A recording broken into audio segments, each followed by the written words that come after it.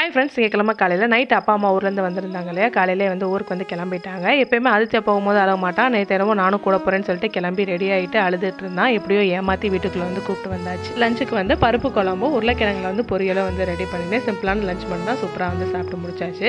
ரொம்ப நாள் முன்னாடி ஒரு அன்பாக்சிங் வீடியோ போட்டிருக்கேன். அதில் வந்து இந்த ஹோம் டெக்கர் வாங்கி வந்து பார்த்திங்கன்னா யூஸ் பண்ணவே இல்லை. அதுக்கான ரீசன் வந்து பார்த்திங்கன்னா ஒரு போன வாரத்துக்கு முன்னாடி தான் வந்து ஆர்டிஃபிஷியல் பிளான்ஸும் வந்து ஆர்டர் போட்டிருந்தேன். அது வந்து இப்போ ரீசெண்டாக தான் ரிசீவ் ஆச்சு. இது வந்து செட் ஆஃப் 6 வரும். இதுவுமே வந்து மீஷோவில் வந்து பர்ச்சேஸ் பண்ணுறது தான். பார்க்குறதுக்கு குட்டியாக க்யூட்டாக வந்து அழகாக இருந்தது. இதோட ப்ரைஸ்க்கு வந்து இது ஒர்த்தான ப்ராடக்ட் தான்.